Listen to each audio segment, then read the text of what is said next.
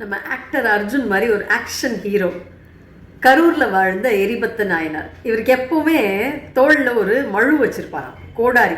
எதுக்கு தெரியுமா? சிவனடியார்களுக்கு யாராவது தீங்கு விளைவிச்சா அதை தட்டி கேட்கறதுக்காகவே, அவங்கள தண்டிக்கிறதுக்காகவே இவர் எப்பவுமே அந்த ஆயுதத்தை வச்சிருப்பாராம். அடியார் மேலூறு அணைந்த கால் அதனை தீர்க்கும்படி 6 மழுவும் கையில் பயில பெற்றார். அதாவது அடியார்களுக்கு துன்பம் வந்தால் அதை தீர்ப்பதற்காகவே எப்போதுமே கோடாரியை கையில் ஏந்தி இருப்பாராம் எரிபத்தர். ஒரு நாள் சிவகாமி ஆண்டார் அப்படிங்கிற ஒரு வயசான அடியார் சாமிக்கு சாத்துறதுக்காக பூக்களை எல்லாம் பறித்து ஒரு கூடையில் போட்டு போயிட்டு இருந்தார்.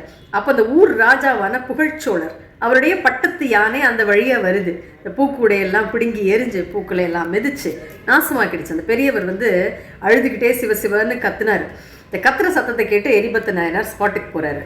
நடந்ததை தெரிஞ்ச உடனே அவருக்கு பயங்கர கோவங்க. சாமிக்கு செய்கிற சேவையை தடுப்பியா அப்படின்னு சொல்லி அந்த பட்டத்து யானை, அதை பாகுபடுத்தி நடக்க தவறிய பாகன் எல்லாத்தையும் கோடாரியால் வெட்டி வீழ்த்திட்டார். விஷயம் தெரிஞ்சு ராஜா காதுக்கு போயிடுச்சு விஷயம். இப்போ ராஜா ஓடி அவரும் ஸ்பாட்டுக்கு வந்தார். ஆனால் அவர் கோவப்படலைங்க. தன் யானை செஞ்சது தப்புன்னு புரிஞ்சுக்கிட்டு, என் யானை செஞ்ச தப்புக்கு யானையை மட்டும் கொண்டா பத்தாது, அந்த யானைக்கு சொந்தக்காரனான என்னையும் கொல்லுங்க அப்படின்னு சொல்லி தன் வாளை எரிபத்தர்கிட்ட கொடுத்தாராம். அப்போ எரிபத்தருக்கு ஒரு விஷயம் புரிஞ்சுது.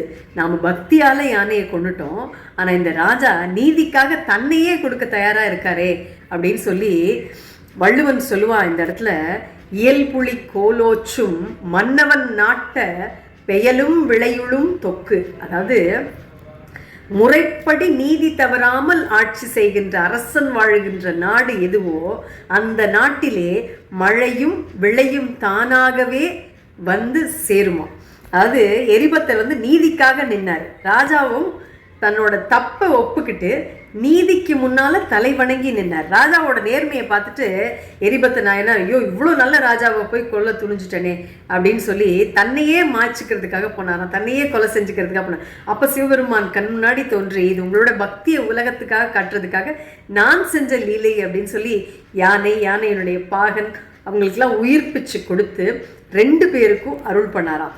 இன்னைக்கு நம்ம ரோட்டில் ஒரு தப்பு நடந்தால் நமக்கு எதுக்கு வம்பு அப்படின்னு சொல்லி வீடியோ எடுத்துட்டு போயிடுறோம் இல்லையா? ஆனால் அன்னைக்கு தன் சாமிக்காகவும் நீதிக்காகவும் பட்டத்து யானையே எதிர்த்து நின்றவர் எரிபத்தர். பக்திங்கிறது வெறும் சாமி கும்பிடுறது மட்டும் கிடையாது. தப்பு நடக்கும்போது தட்டி கேட்குற துணிச்சலும் தான் பக்தி. ஒருத்தன் பண்ணுற தப்பை தட்டி கேட்கறதுக்காக எரிபத்தர் மாதிரி தைரியம் வேணும். அதே தப்பு நம்ம மேலே இருந்தால் அதை ஒத்துக்க புகழ்ச்சோழர் மாதிரி ஒரு நேர்மையும் வேண்டும். சிவயனம்.